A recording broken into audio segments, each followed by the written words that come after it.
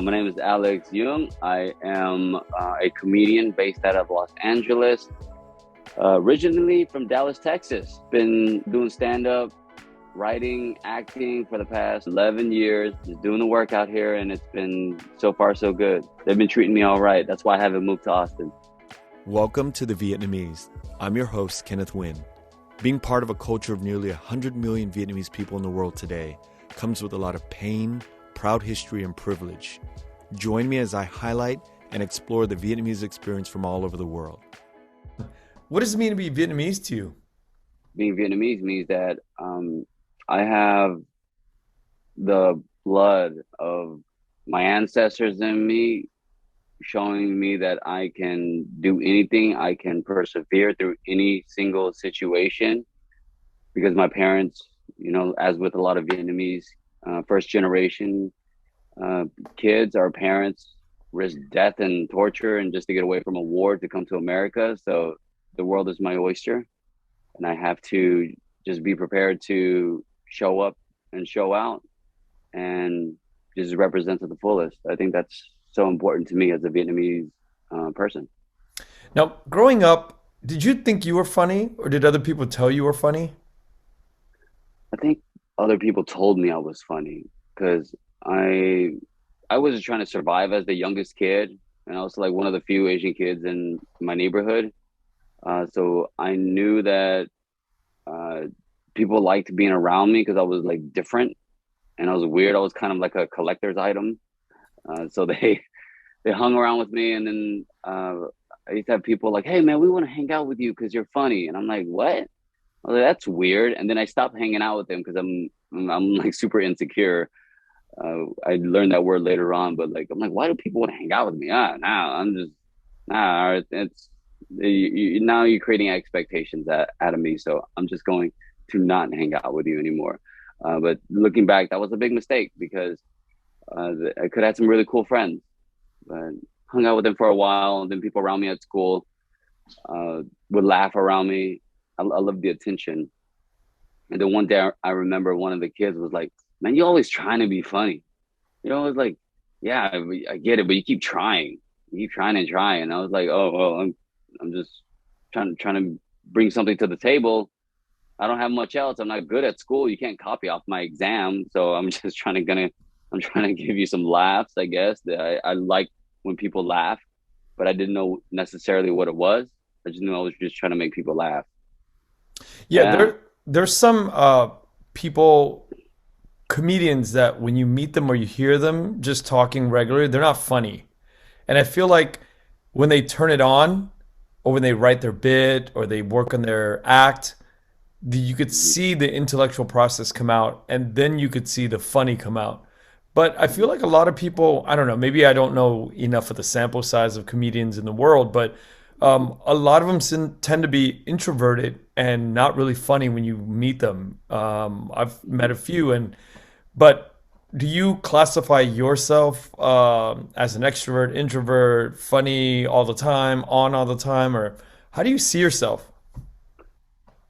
I Oh man, I think I have that problem of being on all the time.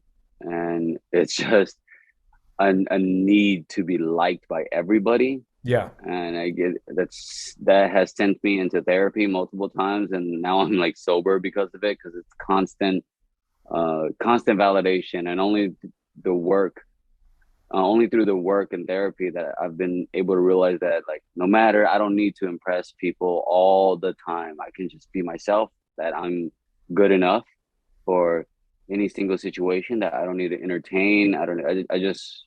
I have youngest child syndrome where I'm just like always, "Hey, everybody, look at me." But now I'm just like, all right, pump the brakes because that could be exhausting and taxing on my mental health. So I need to just uh, do it in doses. I don't have to be on all the time anymore. I've only realized that like literally this year during the pandemic when I had a child, and I realized I can't be on all the time. I need to devote my energy to this child. And then it's honestly made me better at comedy, that I'm not draining the well at all ends. So it's really been helping me out just to take a breath, Comedians are always looking for attention. you Yeah, know, yeah. and you see it all through the mainstream. You see it, hear it in the podcasts that they do, and you know they're very they admit it very openly the way you just did in the first few minutes of our podcast here. You're like, Mhm. yeah, I mean that's like my biggest downfall. Like I'm Yeah. constantly, what is that? Where does that come from? I I don't know. I think it's from probably being in a big family, like three brothers, two sisters, being in a big family, but also just um just not wanting to get picked on because I got picked on a lot as a kid. Uh, the whole Asian thing. So I ended up emceeing all my like high school shows, pep rallies, and from there I made like a lot of friends and people like stopped picking on me because they were like, "Oh, you're funny. All right, we don't have to beat you up anymore or like try to make you cry." So me offering something to them, bringing something to the table and entertaining them, they didn't hurt me. So being funny was like a big defense mechanism for me. That's some fucked up shit to hear Hey, that, you know? it's survival of the fittest, man. Yeah. That's that Vietnamese in me, man. Survival of the fittest. Let's go. What like big groups of ethnicities did you grow up around? Black people, Mexican people, and like trashy white people. You know, not the upper crust, not the top of the heap white people, but uh, and nothing against them at all. That's just hey, so what? He has a face tattoo. He's white. That's cool. He's gonna do his thing. He's gonna keep living his life. He says the N word, but I'm gonna accept him. He sings along to all the lyrics. That's what my neighborhood was like in East Dallas, Texas, before it got super gentrified. And we were all friends. We were all friends, man. Yeah, it's a different time where we can. I mean, maybe we all still do get along. We just, you know, Nah, we get along. we get along. I think the whole world, you know, the whole, you know, thing of, you know, the polarization of America is something that exists maybe in the internet. I I mean, think because it's mostly in the internet and like certain colleges that need attention or that they need their student enrollment is down. So they need to create these identity crisis and these studies. Like there's people starving and dying out in America, in the greatest power in the world. There's people still dying and being homeless and everything. So instead of fixing that, because that's a bigger problem, it's a class issue. Instead of fixing that, they decide to delve into like identity politics and creating that war online and affecting kids in school and trying to create this new thing. It's a new thing that people want to distract with, because if we actually address the real thing, the class warfare, that's what really scares the hell out of all these like old white American institutions. Because woo, if they lose their power, then what are they gonna have? Just they only get to have their boats and their houses and their wives and their girlfriends and their cars. Like, oh, I don't have power. I don't have the real thing that makes me go. So but you can argue that what they're fighting for in these colleges is just that very thing, no? yeah, no, they're fighting for a lot of that, and I think that's yes, that is important. Okay, I'm not saying it's not important. I'm not discounting the struggle of identities, but why are we creating a whole war based on identity politics instead of number one addressing reparations and slavery? Black people that laid the foundation for America and built America, they still haven't gotten their due, yet we're focusing on 56 pronouns. We're not focusing on the big deal, the big issue, because it's so scary to them to actually empower the people that they hurt. Like black people aren't gonna hurt you when they get their due. They're just gonna live their lives. They're normal human beings. So a lot of that has to do with just avoiding the big issue in America is addressing slavery, addressing all the people that they hurt, addressing the concentration camps that they created right here in America, giving property back, giving businesses back, empowering those cultures. Instead, they're just like, oh yeah, well, what if this person uh, I can't believe the bathrooms aren't correct. Oh my God, the bathrooms are not correct. Like, yo, we have bigger issues at stake here. There's kids starving. So why don't we worry about that first? Use those resources. It just goes back to the saying that I love to hear. If in America, if black people are okay, America is doing great. If we can like solve that first, then I think um, the mass media at large or whatever, the big people at power, uh, will slowly lose their power, and I think that's the goal, to spread that humongous amount of power amongst people so they can be empowered and continue living their lives, which is not a lot to ask. This conversation can go in many, many directions right now, Hmm. but I'm going to follow it along with this Black American conversation Yep. because I think this is important. Because recently, I've always heard of this book, the People's History of the U.S. by Howard Zinn. And I've heard people talk about it, and I just always thought it was some dry history book. And I Hmm. think years past, it would have been a dry history book to me. And I Hmm. just started to read it. I'm on chapter 3 right now. But it chronicles the minute Christopher Columbus arrives on the shores of America and the Hmm. Arawak Indians and the systematic deletion, like Hmm. the cleansing, the killing of this indigenous tribe of the United States. Hmm. And you follow Howard Zinn's storytelling of what happens, the annihilation and the systemic annihilation of the Indians, and then how they brought the black slaves from Africa. Then you Hmm. start to realize the genetic, the coding of American history is rooted in some deep, deep systemic shit. It's not what we, Oh.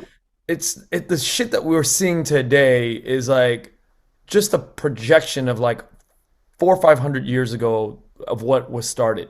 So Hmm. I don't think a lot of people, especially Vietnamese people, are aware No. that this shit is like this, and it goes all the way to the Vietnam War. It goes Yeah. to Afghanistan. It goes to everything that we are witnessing in modern history. This, I think because we were so scared that we just got here. We just had gotten here. But also, while we're in Vietnam, we saw black soldiers being treated poorly, but we wanted help. So we were like, oh, just like stay quiet, just stay quiet. Don't do anything. Even during the war, like when black soldiers got back to America, they weren't treated any differently. They weren't heroes. They were like, I don't care. They still do to this day, where they get pulled over and they're like, hey, I'm in the army. They're like, yo, shut the fuck up and put your hands on the hood. Like, okay, there's no um, there was no benefit from it. Like, that's why Muhammad Ali was so important. He the was like, yo, ain't no Viet Cong ever called me the N word.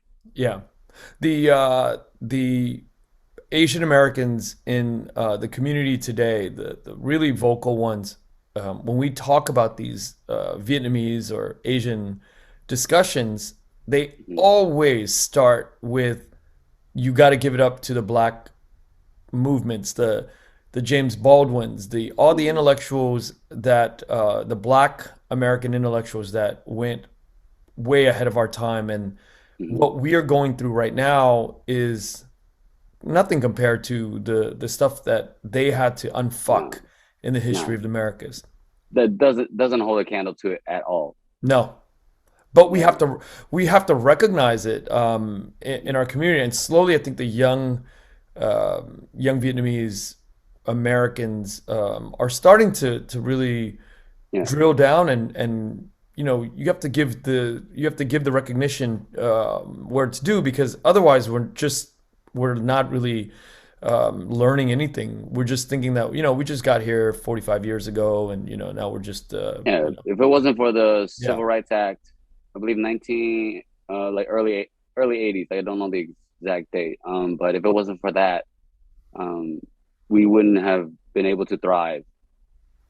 I think it was much further back than the 80s, but like, we're Hmm. looking 60s, and and it started in the 50s, and there's Hmm. so many voices and thinkers that that really is helping us along with our way Mhm. today.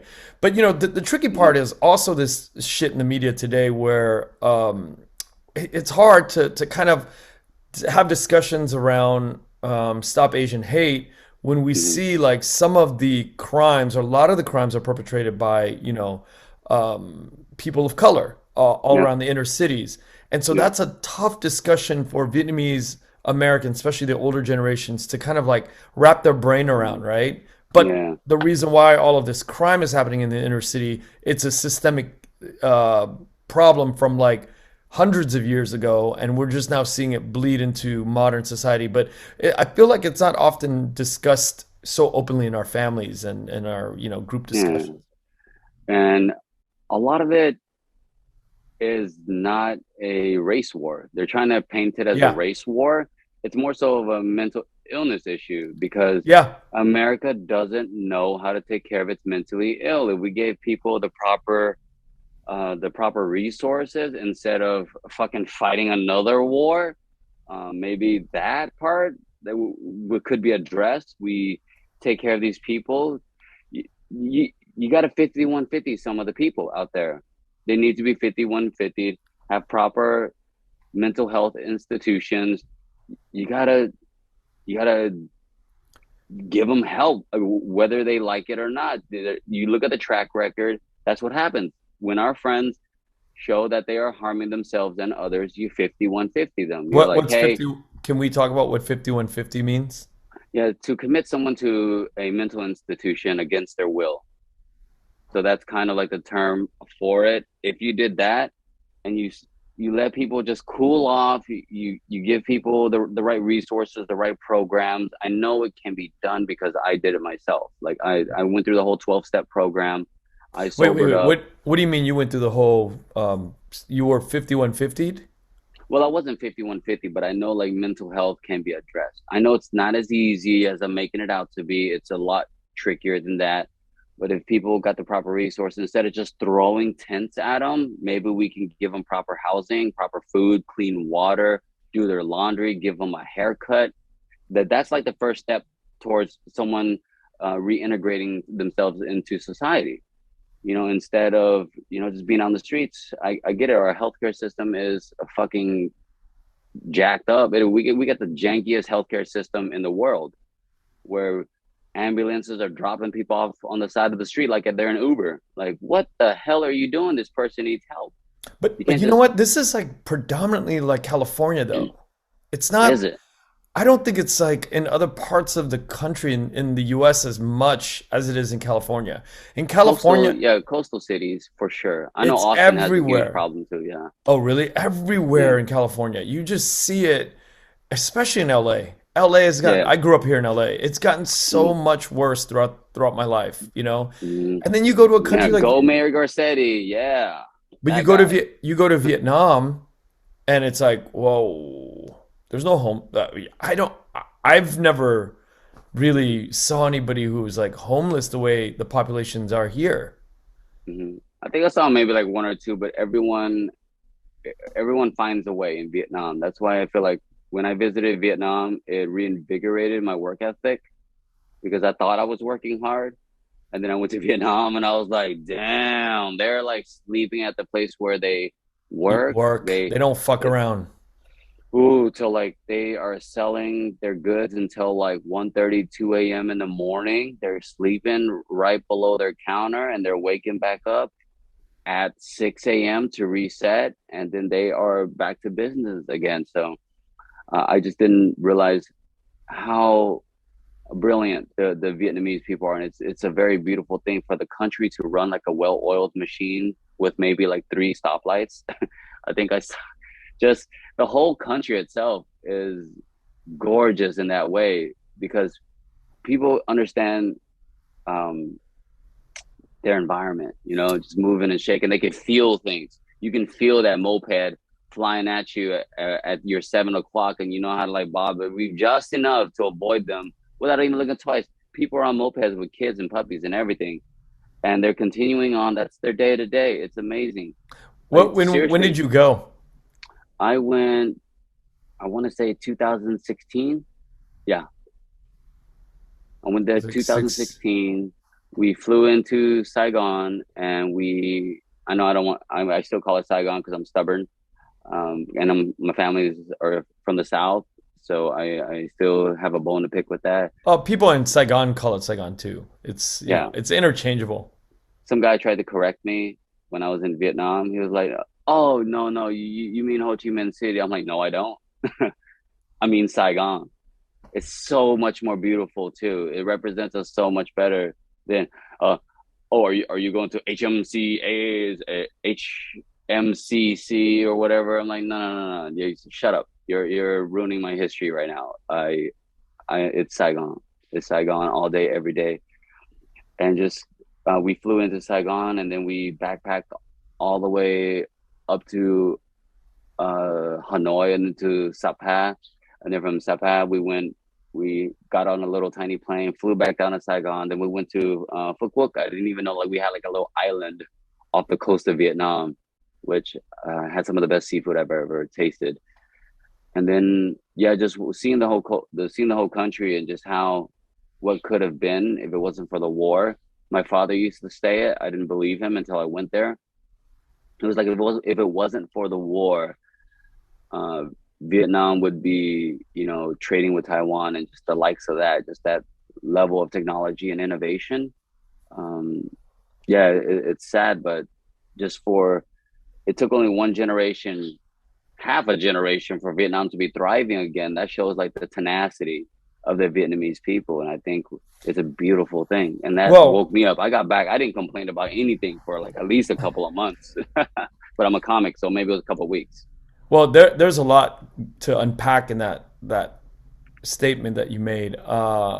There's a lot of um, sadness when I think about the history in the 60s and before that. I mean, if you were to compare like Taiwan, Mm-hmm. the economies of Taiwan and Vietnam, uh, you go to a place like Vietnam and you could feel like it was on its way to surpass Taiwan, and I think it was beyond Taiwan in the 60s.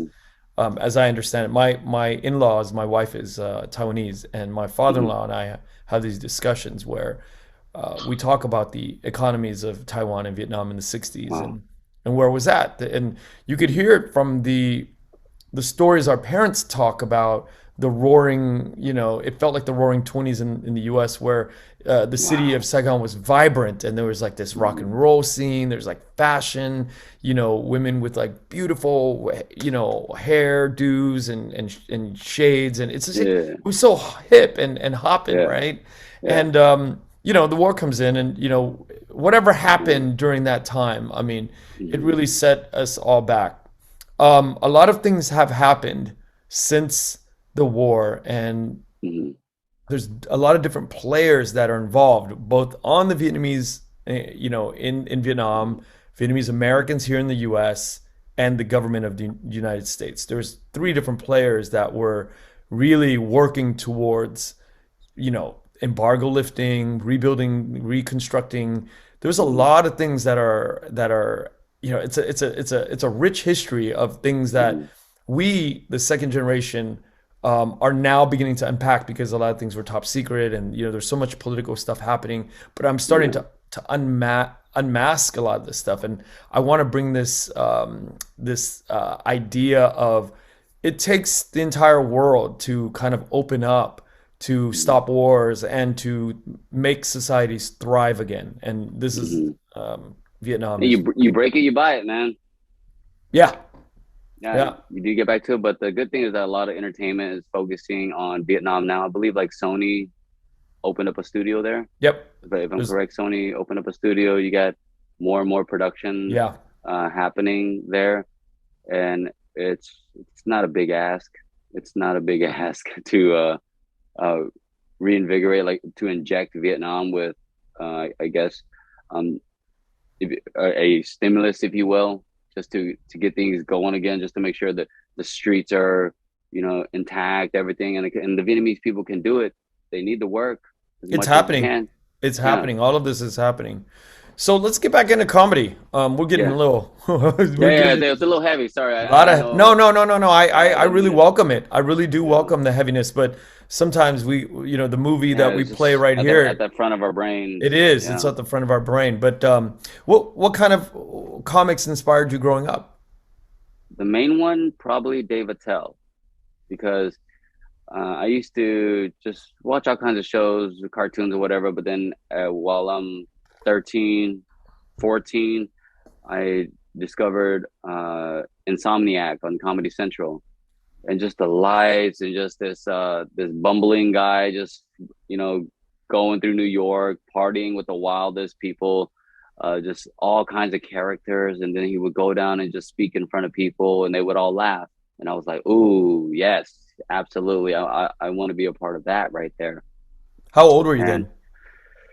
yeah, about 13, 14, maybe 15, just around there. I was in high school, and then that's when I got like the itch to like make people laugh, and I knew that everybody loved this guy. So I was like, I want to be that guy that everybody loves, and just let's hold the floor. And ended up just mostly him. I remember, aside from Mattel, the other person that I heard about or heard jokes from was Mitch Hedberg. One of my friends had his album, and he just played it for me. He's like, dude, this is the guy named Mitch Hedberg, and he's doing these jokes. I wish somebody would have told me it was stand-up comedy and that it's a thing that you can do. I would have started a lot sooner than that, but nobody knew it. I was At just fi- at 15, I mean, you can't get earlier than that. I mean, yeah. Well, can you? I think Chappelle Chappelle, but started I at mean, 13.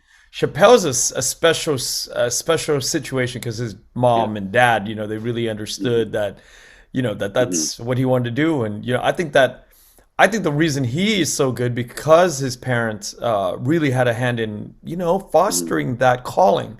Yeah. I think if we all had parents that fostered our calling, Hmm. there's no telling where and how far we'd all get to. Yeah, and they were intellectuals as well. Intellectual, you're So absolutely right. they helped him become like just a verse of all the subjects in America, race relations, like the stuff they don't tell you about. Yeah, He got an an education inside on look it. at that. Yeah, Exactly, a free one, and a free quality education. imagine the shit that they talked about at the dinner table because the Wow. stuff that you talked at the dinner table is what's going to inspire your children to go out and be a voice in the Hmm. community and society. Ooh, yeah, just to be a fly on the wall there would change your life. But yeah, I think those are the two main guys. And then I just didn't hear about comedy or watch comedy after that. It was mainly like go to school, focus, study biology, get a degree in that, go on to become a doctor.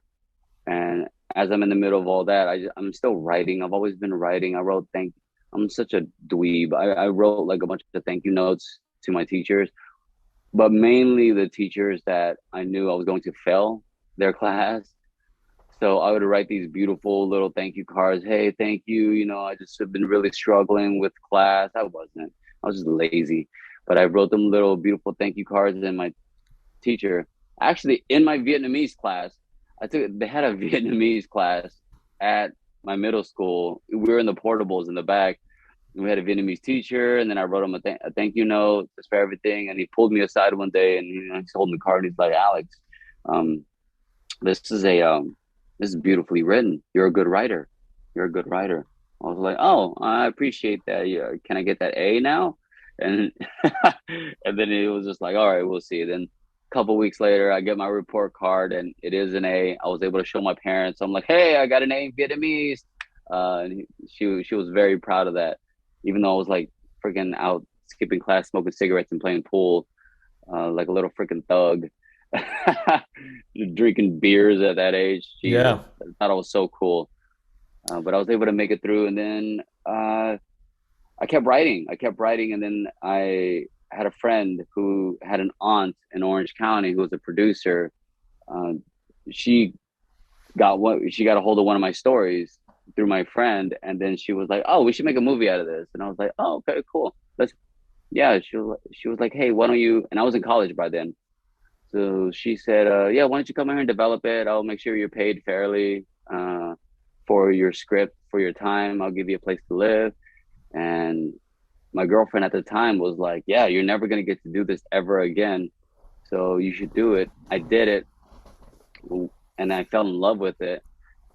And my girlfriend at the time was like, "Hey, are you gonna like move back, or is you just gonna try this thing?" And I was like, "I don't think I am." And we ended up breaking up. It was a rough Wait, one because you don't think you am? I don't think I am moving back, or what did you think you were not doing? I was not moving back to Dallas. I was not Got it. moving back. My this is my new home, and it hurt. It hurt like hell, but I knew that was something that I had to do with my life, because if I just stayed in Dallas, I would just be like a freaking barbecue connoisseur and you know build race cars all day, which sounds fucking amazing I at this would do point. that. That's not, yeah.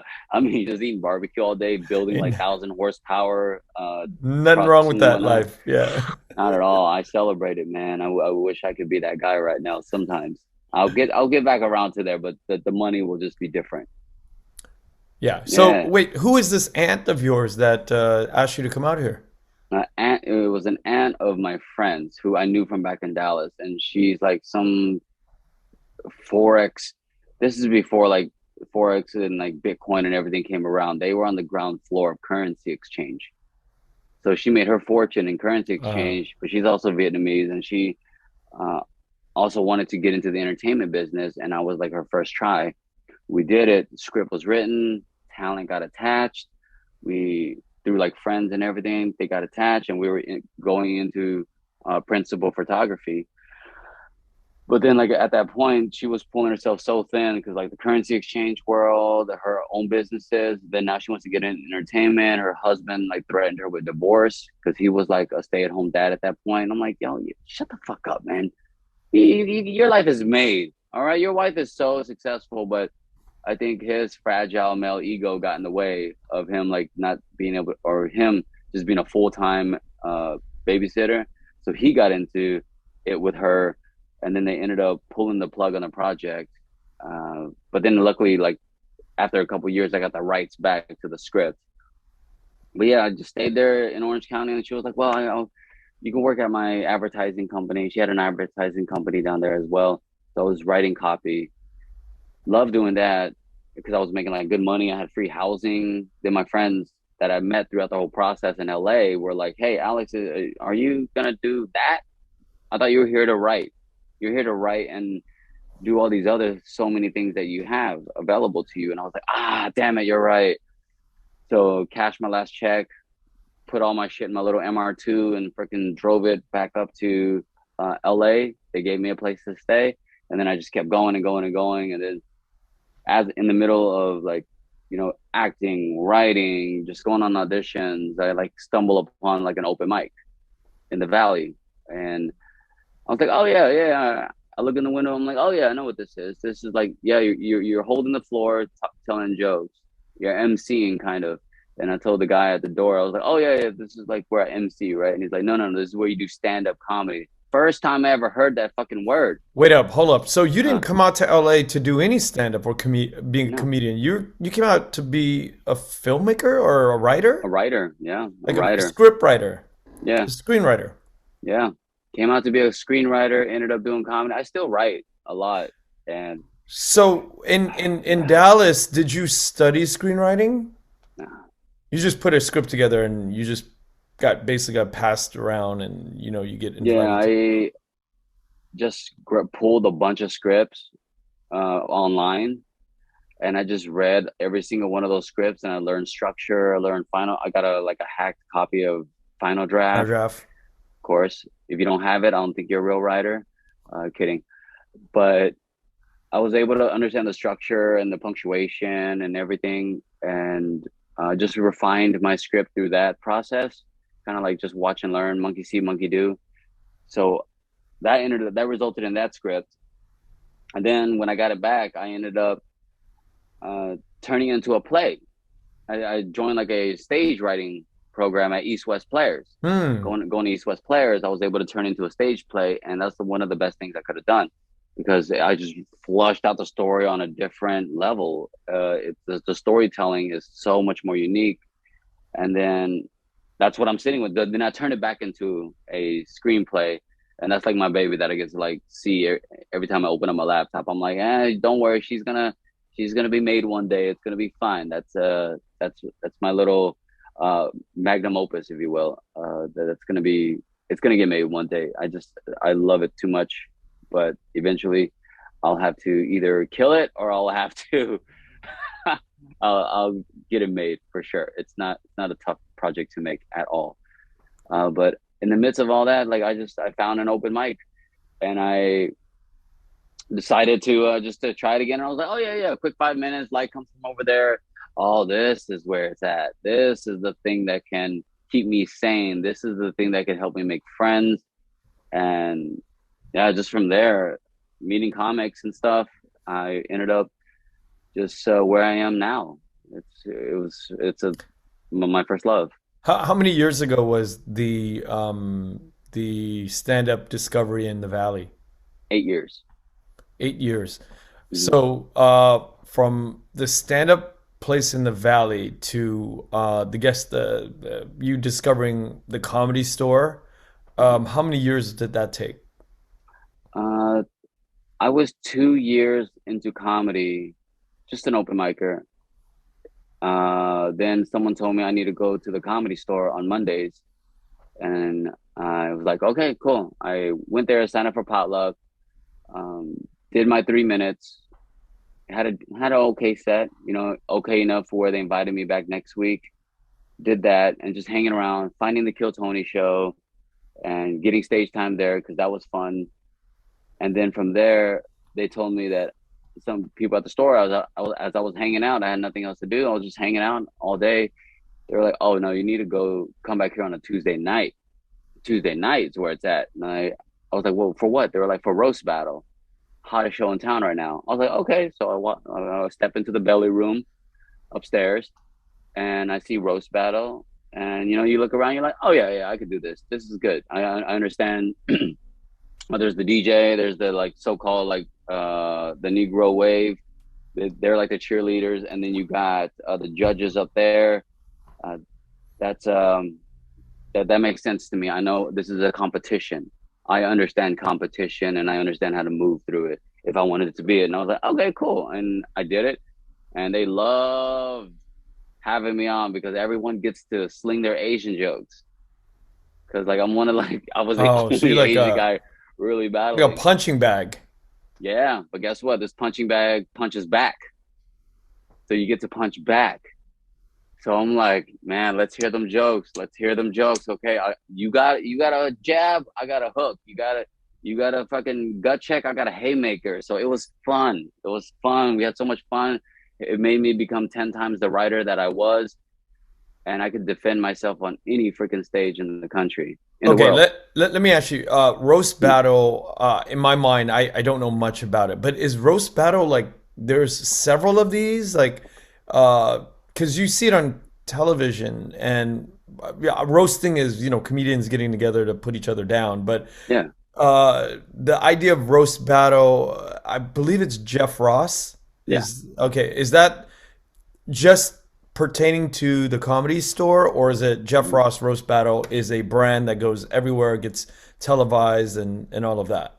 It's a brand that um, Brian Moses and Jeff Ross really took to an international level. And then all these other shows that you hear about around town, those are our babies.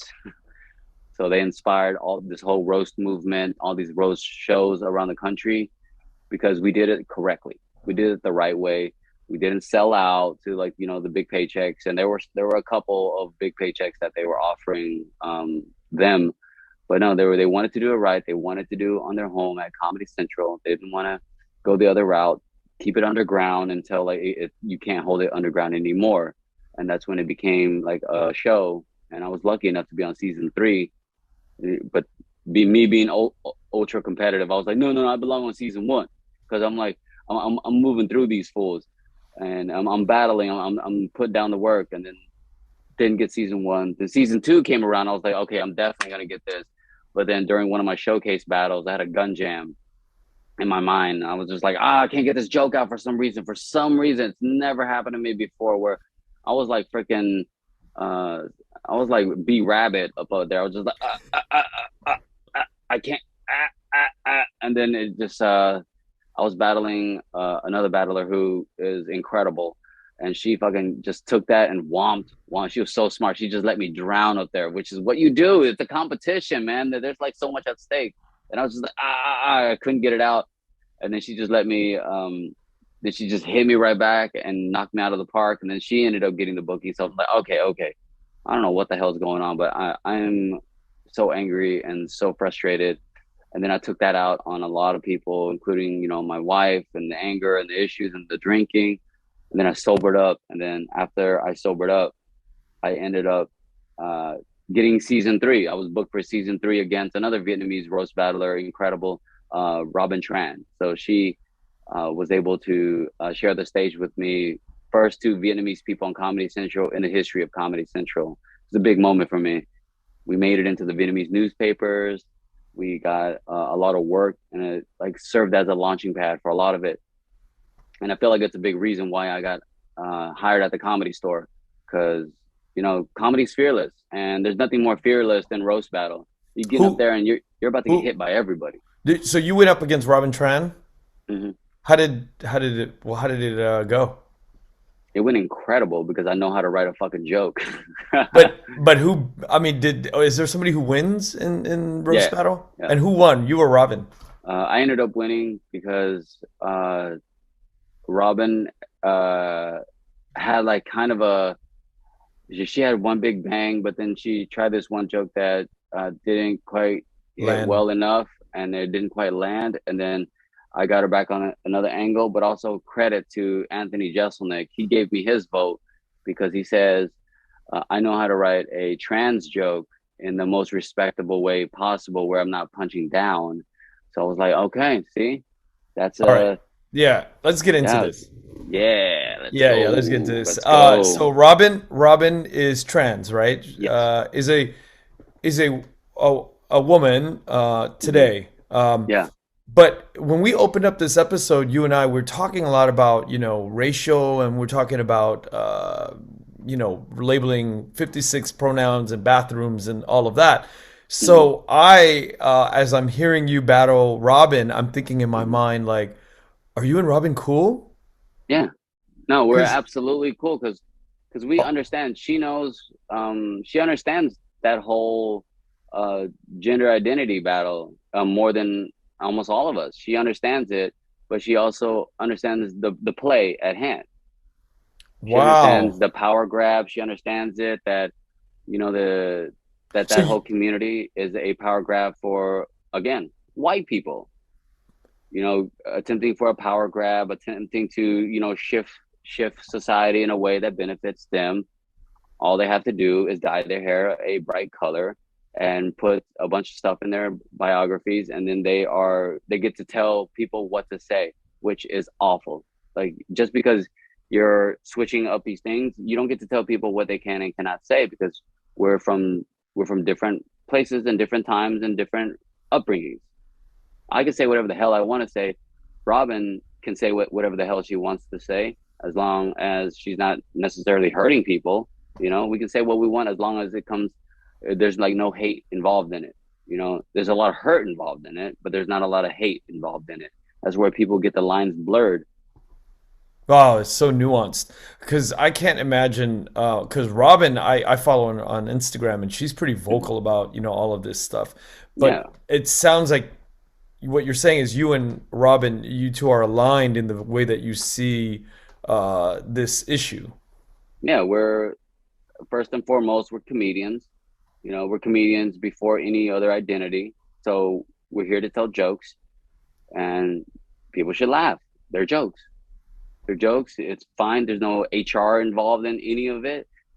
Uh, but then when it's a slow news day, you get all these bots and these people that are, haven't really accomplished much in their life, decide to go after people that are like, working hard, busting their butts to make a dollar out of some jokes.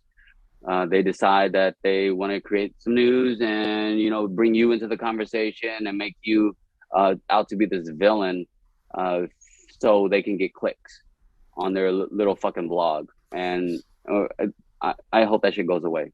Is it good for business for you, or is it bad for business when they do that? Ah, man, it's both. God, even as much as I hate it, as soon as they put your name in front of so many people, it becomes there's no bad publicity, of course, unless you're like truly hurting people off stage Yeah. or you're a fucking pedophile. Then it's super good for business if you are all about the jokes because But I mean, look at what happened to yeah, fucking Chappelle. He didn't get canceled. They fucking tried to take him down, and I feel like he's been fucking sold out shows, you know? because he called it out. He called it out for what it is. Like our struggles are not the same. You're telling a black man what to say. That's you can't tell black people what to say, period. That's the biggest fucking sin of America. I'm like, how about you go back to your parents' house in fucking, I don't know, in the hills somewhere and just enjoy your trust fund? Because that's what most of them are, a bunch of little trust fund kids that, are gentrifying Brooklyn, kicking these families out of their houses just so they can sit there on their MacBook Pros at a coffee shop and telling people what to do and say. I know you're trying to be the new ruling class. That's all you're trying to be is trying to be the new ruling class. You're not trying to make art. You're not trying to make anything. You're not trying to entertain people. You're trying to control people. And comedians are going to back him 100% in that case for the Yeah, most part. yeah, For yeah. the most part, yeah. And comedians will uh, turn the narrative, of course, to benefit them at certain points. You see certain comics that are doing things, Chappelle, and then certain comics will adjust things to certain points. But luckily for Chappelle, he doesn't need anybody to validate him, which I strive to be that, just to not need any validation. Going back to what we talked about earlier, like that no being just so fucking free, so fucking free, and I admire that. And I admire the work that the comics amongst me are doing too. Everyone's making money off comedy. We're putting food on our tables through jokes. It's pretty cool. I paid for my wedding through, jokes. Wow. So you're fully like up and running. You're not like having to work a side hustle? Oh, no, I'm still hustling, man. I'm still hustling. I work at the store. I flip sneakers. I will, just do commercials as many as I can. That's what saved my ass throughout the entire pandemic is that I booked a commercial and I got health care. Wow. I was able to bring my daughter into the world at one of the best hospitals in the country because I had like amazing healthcare. But But of hold up, course, you yeah, doing you're doing everything in the business. You're not having to go out and drive Uber or work outside. It sounds like no, you're doing work at the store. When we say the store, we mean the comedy store, right? You're doing work at the store. You're getting booked for commercials. You're doing things that are all in alignment with the direction of entertainment. yeah, And that's a big, in LA, that's a big accomplishment for anybody who's from out of town that comes here without any family or backing with support because it's a tough town to break into. yeah, man. It's the toughest goddamn thing I've had to do. No matter how good you are, uh, there's so. I heard a quote early on that really like humbled me. It said like, there are a million brilliant flakes in LA. Don't like if I just show up early and stay late, I'll move up the ladder easily, and I did. What a phenomenal thought is Yeah, a million brilliant flakes and just show the fuck up because yeah, then you'll by attrition the law of attrition people will just drop out and you'll still remain around you yeah. stick around. And Ha- comedy is also brutal in that way because if you quit comedy, no one's gonna check on you. If you just stop showing up, people will be like, "All right." a fucking one less guy to compete with. I'll take his 3 minutes. I don't give a fuck. I'll take his three. I'll take his five. I'll take his seven. Hey, it's a cold business, baby. So you I have a funny thing about the comedy store. We just talked about this before we got on live here, but when if anybody drives by the Comedy Store, there's you'll see red panels, drapery panels. Many moons ago, I was in the bespoke drapery business, and I'm still in that world in a different way. But we do production in Vietnam, doing different product. But I grew up in LA doing all the window coverings. I spent most of my time, and that was kind of my side hustle while I was trying to break into the film game and all this other stuff. But I get a call from one of my designer friends, and he's like, "Yo, we got to go do the Comedy Store." This is normal, we've done big names, in the past. So I thought it was going to be the inside, but it's actually the red panels that you see when you Mhm. drive past it. We have to figure out how to mount the brackets and the rods on the outside because Mhm. there was no existing things to mount Oh the man, what a those beautiful panels. detail to the whole outside of the Comedy Store. Nobody else has it like that. It's perfect. It's beautiful. I knew an Asian person had to be responsible for that because it's way too perfect. But damn, that thing's been up there for over 10 years for sure. You know, There's probably mold and asbestos and all kinds of like bodily fluids all drenched in there. It needs a good cleaning. I mean, 50th anniversary is coming up. that's crazy. Well, we Yeah. we use this fabric called Sunbrella. So it's an Hmm. outdoor fabric that is like mainly, I think it's made from plastic. So Hmm. it survives and it's coated in a way where it's durable and it'll last Hmm. for a long time unless it's like somebody put cigarette burns in it and stuff like that. Hmm. But it should last a long time. But it still is very bright red every time I drive by it. Yeah, no, it looks good. It's part of the whole like feel of the store. The store has a certain feel to it. It's very dark. It's dark. It's very welcoming, kind of like, the devil extending his hand out to you and then just welcoming you in. I love it. So let me Not ask Satan. you. I love the feel. Yeah. People gonna be like, Alex is a Satan worshiper. I like Uh, sold his devil. I sold his yeah. soul to the devil. Yeah, that's the only reason that's the only explanation for a Vietnamese man making it in comedy. Oh, he sold his soul. I mean, Illuminati, all that. No, it's all hard. Exactly. It's hard work, baby. So how long does it take to finally, and what does it take to finally, or what are we going to call making it in your eyes? When do Uh, you finally say I made it? Ticket sales. I want to be touring around a year round. I want to be touring. I want to sell out places. Still working on that because I just want to make sure I debut correctly. If I misstep my hour or my half hour debut and it's not right, and it doesn't pick up traction, which a lot of times it won't. More so not than it does.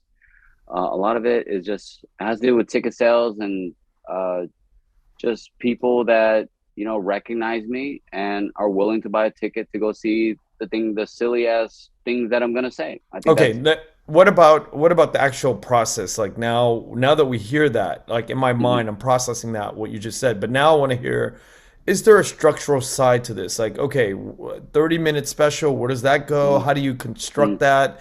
What's the sort of ABCs of like where you are right now to ticket sales at the number that you want it to be? So the main thing for me on a personal thing is to get past at the Comedy Store. So that's why I'm working as a door guy for minimum wage.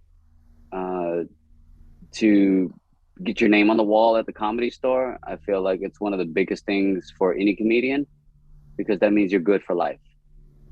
You're good for life at the Comedy Store by being past there, as long as you're still funny and you're not like fucking up and doing like just weird personal shit that makes it to light, which has happened a lot and caused the downfall of a lot of people. And hey, just don't do stupid shit. But easier said than done. But the structural thing, like the beautiful thing about the Comedy Store is we get the most tourists out of all the comedy clubs. Everybody knows and loves the Comedy Store, brand recognition. People go there, people from all over the world. And when they see you there and you decide to tour, those people will tell other people that they saw you. And then from there, they end up, you know, buying tickets when you come to their town because people from all over the world are there. They talk about it. They bring up the names. They look at the lineups. People love comedy and people are comedy fans. So they research you. They want to get invested in you early. And it starts with that process. And then from there, you end up you end up getting looks from certain networks, certain companies. You start a podcast, that takes off, and then from there they give you a look. It's all about getting a look. What You does get that mean, there. getting a look? Well, from like network agents, managers, people that want to help you, people that want to give you access to the comedy world and to the tour dates and to open for people. And that's how a lot of my current leveling up is because of the comedy store, because I can open for bigger names. I can open for people that are about to blow. And that's mainly because they take care of us. They take care of the door guys. Again, that's why I'm there working for minimum wage. I love the place. I've spent many nights there for free. So now the fact that I get to be paid and to get work there and to get stage time there is a humongous blessing, because that's the only place that really takes care of their people. And that's the only place.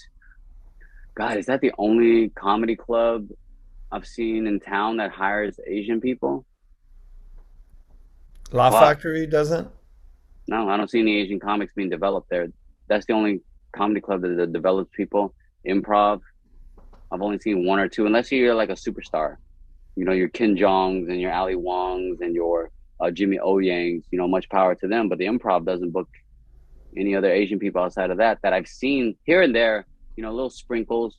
Every now and then. But I am on every single week at the Comedy Store. You see my name every single week. That's true development. Not like a little. They're not giving us crumbs. I'm on the Comedy Store podcast. Whenever I can be. Just stuff like that. Stuff like that is so freaking important to developing. Still, I'm gonna consider myself a young comic. Who drives that development program? That would be the managers there and the So talent coordinators, and they're I they're fighting for us.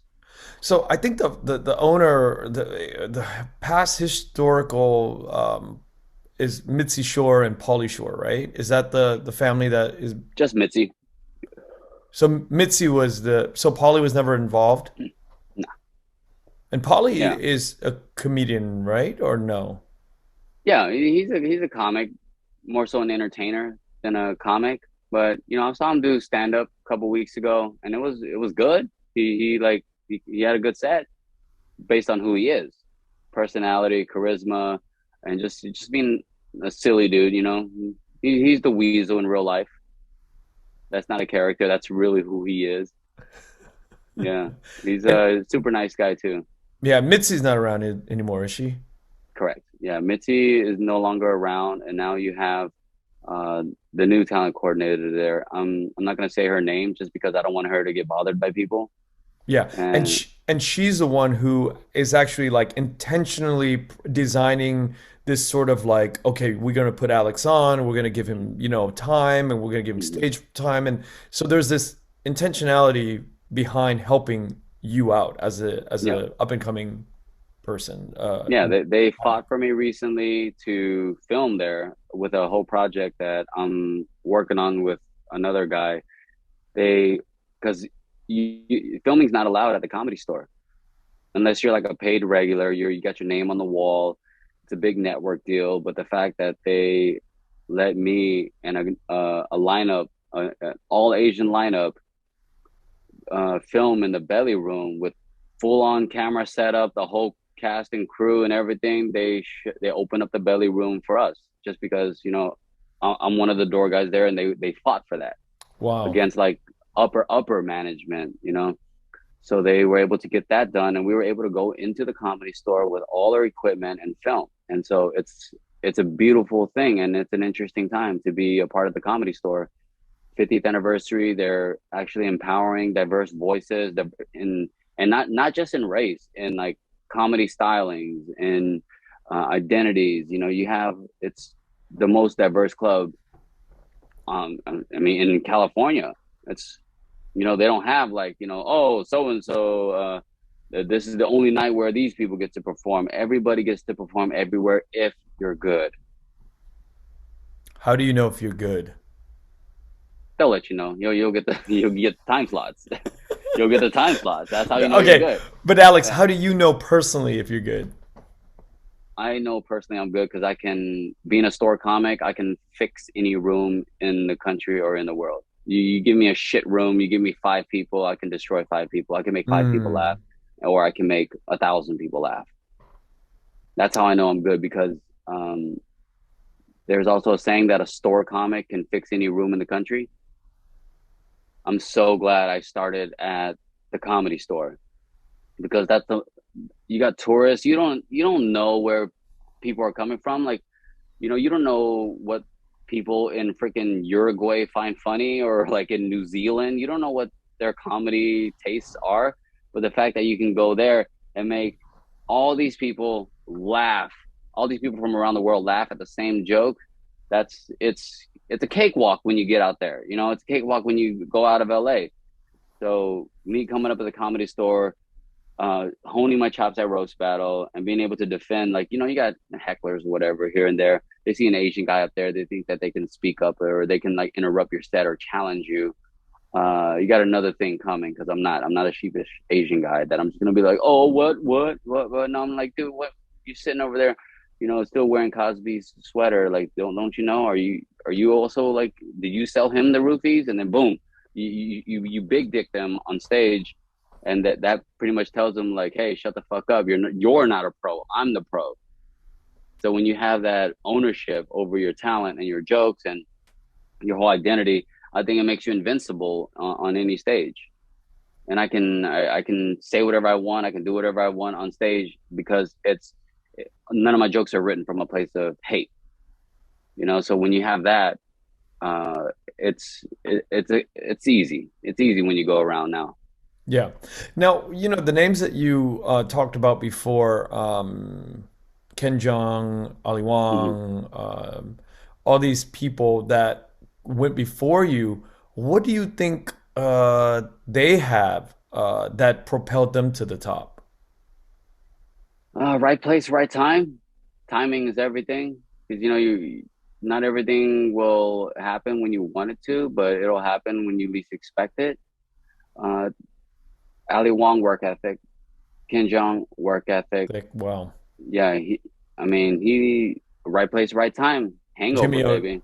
Jimmy O Yang work ethic too, I'm Yeah, yeah, imagining. work ethic. As soon as we get frustrated and we want to quit, that's usually when something happens. And he had a tough time too. Talked to him a couple times about that, where he was frustrated. Just only being put on all Asian lineups, once a month and that type of bullshit. But the motherfucker knows what he's doing. He's a pro too.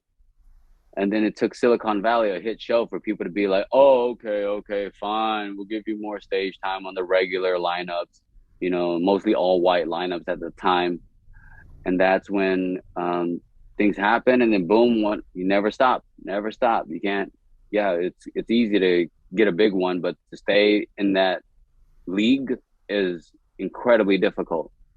Ronnie Chang is another one that comes to mind. Oh, He's Ronnie Chang, baby, fucking just a badass. Godfather. I opened for him because he saw me on Roast Battle on Comedy Central Wow. and reached out to me on Twitter and was like, "Hey, come open for me." Gave me my own green room, made sure I was paid. I mean, we had Uh, a rap party afterward, or like no, I'm sorry, that was for his taping because I was the funny thing is, I ended up opening for him and being his stand-in for his Netflix taping. So because we're like kind of like the same same height and the height. same Mhm. hair or whatever. So we ended up working together on that. Then afterwards, I mean, this guy is a monster. And then afterwards, at the rap party, he's over here like walking around like catering to people, like with food, with like Asian cuisines, just putting food on people's plate. Like, hey, hey, eat, eat, eat, eat. And oh man, He's he's a the godfather. beast. Yeah, he's a beast. Ronnie Chang's a And not beast. just being a beast, but like sharing the wealth. Yeah, he's very generous out here. Sharing the wealth, making sure every city he hits, he's like, "Who's your hottest Asian comic in town right now? All right, they're opening for me." Damn. And muscling these motherfuckers to let us, yeah, fighting for us. He's one of the few people that fight for the Asian community, the Asian comedians. He's creating a whole fucking wave. That he's gonna go down a legend. He's gonna Yeah, go he down a will. legend. And you can tell he's so smart. He's brilliant, and he's just a very intellectual comic. Incredibly, Yeah, and he wears the nicest suits. I mean, he's got the I mean, I thought I was Dapper Duong, but man, Ronnie, I mean, yeah, respect to him. One of the few guys where I'm like, I, I could wear an ao dai on stage. If Ronnie Hmm. Chang wears like a fucking tuxedo jacket, I could do this. This is fine. I'm gonna do this, and I'm still gonna have a good set. It's a wonderful thing. Yeah, Ronnie's pure fucking work ethic and just moving moving the right directions, just knowing yes or no, and just being a part of the community. Because a lot of people will come in, they want the shine, they want the time, they want the checks, but nobody wants to be a part of the community. Not nobody, but like people want to be a part of the community, but they don't do it in the proper way. It's very selfish. We're comedians. I'm a selfish person, um, to, almost to a fault, but I know at the end of the day, like I got to take care of people too. I remind myself of my southern upbringings. I'm like hospitality. Make sure you take care of people. If somebody needs a ride, you give them a ride if they're going in the same direction, or not. Hey, true service happens when it's Hmm. inconvenient for you. That's Yeah. when true service happens. And I was able to, you know, help those, and because I saw how Ronnie moved, and I saw how a couple of the Asian comedians have helped me along the way, and I was able to uh, not be greedy and just like, hey, just pay it out. It's gonna come back tenfold. It's gonna come back tenfold for sure. It's so refreshing to have somebody like Ronnie as a person that has given you the inspiration to do the right thing, and not even like you don't even reference him as some intellectual giant. You just like well, he's just a generous human being. Yeah.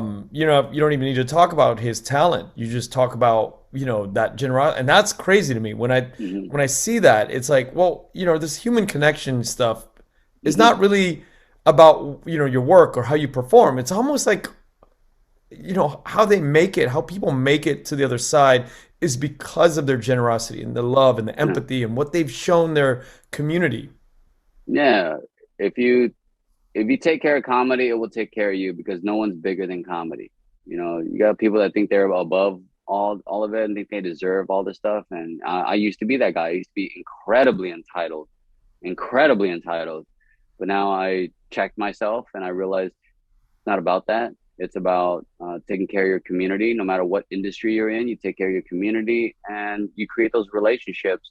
And when it's time that you need to be taken care of, people are going to line up. People will line up to help. And as long as you make sure, you keep your head above water for the most part.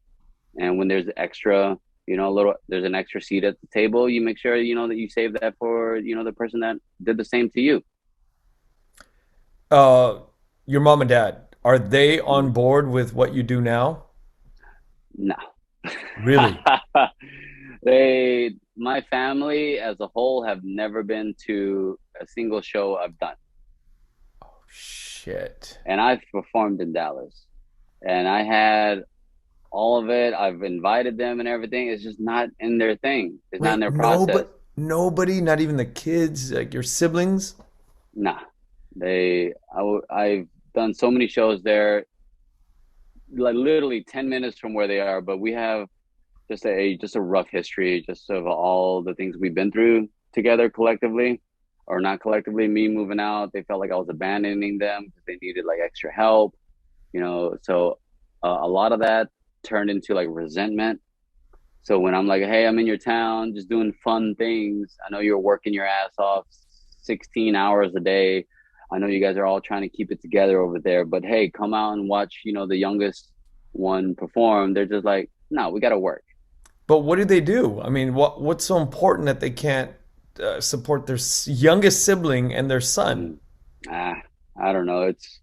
We have a rough history. My sister runs a nail shop. My sister runs a nail shop. Brother he's a mechanic. Other sister, her and her husband just run a gas station, but it's nothing crazy. Like they're not like super successful or anything because it's like tough times for everybody always. Um, but yeah, and my parents are just my mom stay at home. When she was still around, she was a stay at home mom, so it's not like she could come out, with her health complications. And then my father just doesn't like leaving the house. He's a war vet, so he only comes out like once every now and then because it did a fucking number on his like Hmm. mental. So I just know that this is truly for me. This is truly for me. It's not any kind of validation anymore. Like it hurts, but I've also got very thick skin. So I'm just like, all right, I'll just talk about it in therapy. It'll be fine. They gave me a lot of material to work with.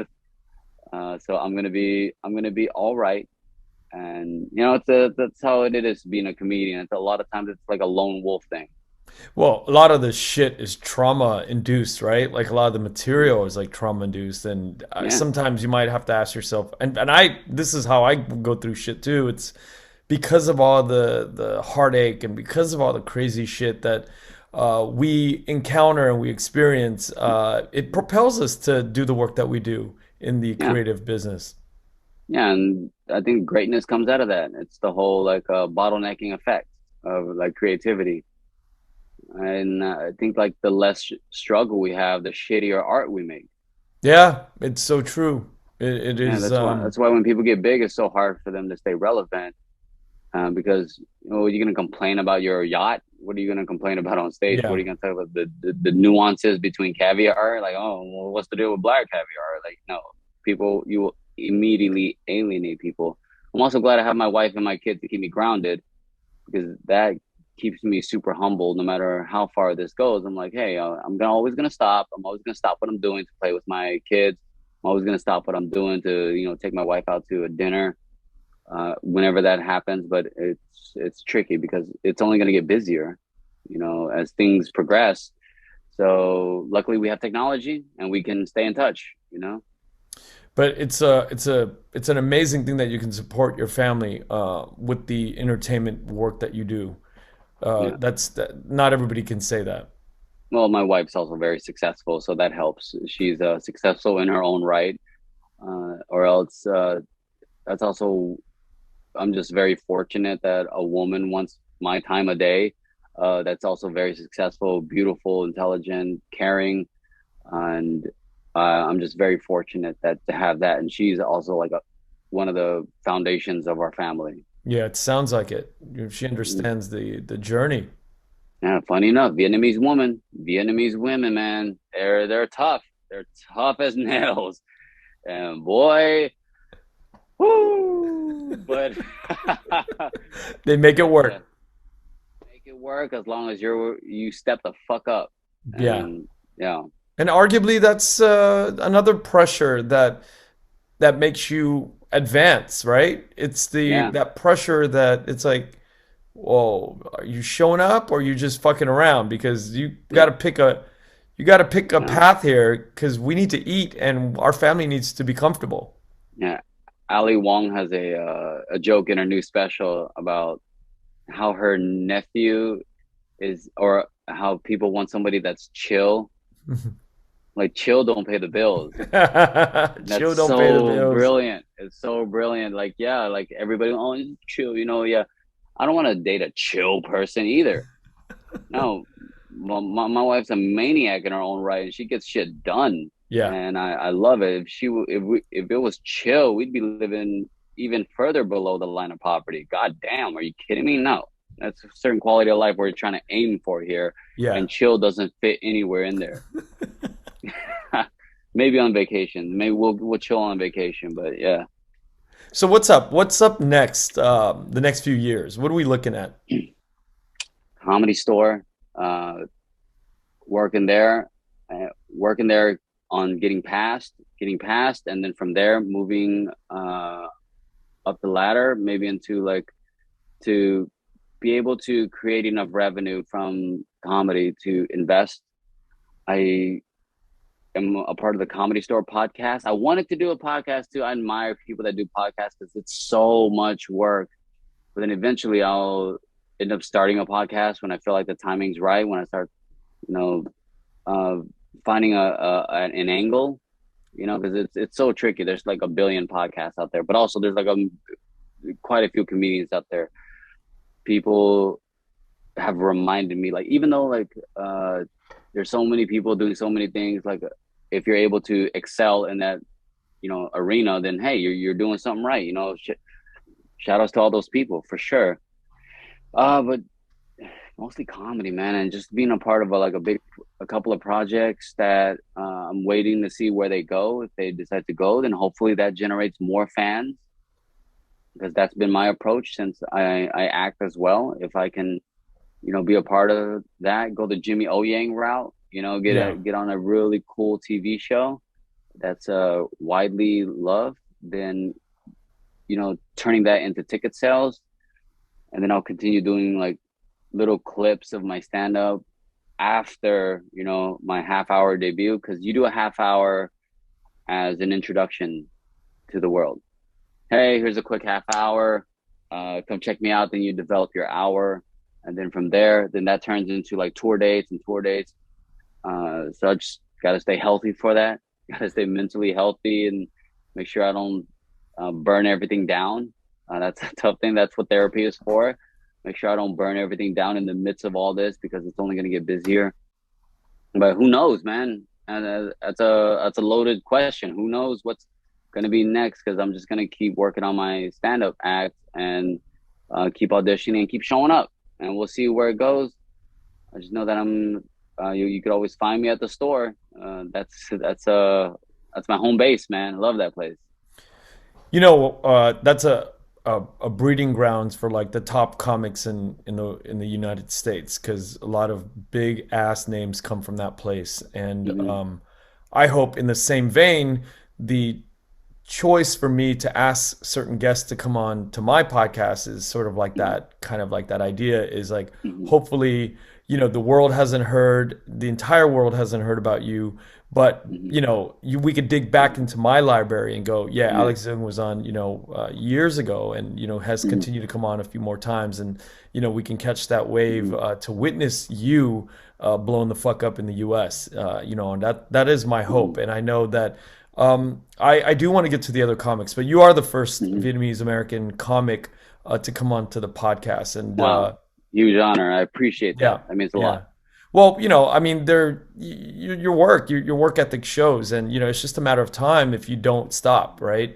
If you Yeah. don't stop, we're gonna see a lot more of you and hear more of you, and I'm here to support you getting more fans, and and Hmm. I'm in the same boat. We're just we have to show up and we have to grind this out until Of course. our amplified voice collectively gets all over the map, and that's the most important thing. Yeah, man. Vietnamese people, we got what it takes. We do have what it takes. The tenacity of the Vietnamese people is just unmatched. And as soon as we find our groove in the entertainment industry, they're starting to let us in here and there. We're being sprinkled around, and you got your Rosie Trans. You got, well, like Maggie Q was the first like Yeah, Vietnamese American actress. She laid the groundwork, and man, still looks incredible. incredible. I'm like, wow. But Yeah, I yeah, saw like, her, I saw Maggie Q at an event recently. She was just still amazing. yeah, incredible actress, incredible martial artist. And the more and more we just keep supporting each other, I think that's a big rift that we have. This, trauma, It is. It trauma, is. just so keeping us apart from each other.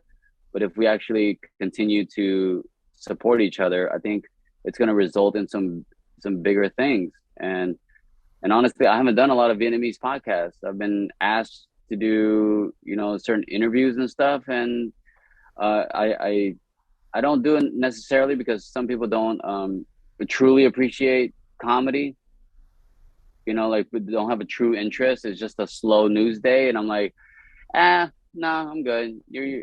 I'm only gonna take time away from my daughter, my family, and my writing and all that stuff for people that care. So I appreciate you actually caring and loving, and you're a part of the Comedy Store. Shit, that's incredible. So I'm hats literally off on to the outside of the comedy store. yeah, hilarious. Yeah, But just hats off to you. Yeah. I love comedy. I wish I followed it more. I'm, more of Mhm. the podcast world. I follow and listen to a lot of podcasts, but Mhm. comedy is certainly, especially black comedians. For me and my brother, Mhm. we are Mhm. just diehard fans of these old school comics, and Richard Yeah, Pryor and all those early I got names. their vinyls on my wall out there. Your Yeah, Pryors, your Eddie Eddie Murphys, Murphy. Yeah, of course. They changed the landscape of comedy, and I mean, and the black comics around the Comedy Store, hard to follow. They Hard to are. follow, man. You got killers like uh, black comedians changed the whole landscape of comedy. Like now, even though I think it's just a part of culture, like black people are like humongously responsible for society and how it moves. What's cool, right? What's cool. No doubt. So so you're starting to see, I guess for a lack of a better word, like AAVE, African American Verbal, whatever they coined it. But I see it so much now that I'm aware of it. But I've always been aware of it. A lot of the yas and all the all the verbiage that white women love to like scream out. It's all black culture. Mm-hmm. It's It's all black culture. ingrained in the American lexicon, you know. Yeah, but yet they can't get a loan. It's tough. It's fucked So up. Yeah.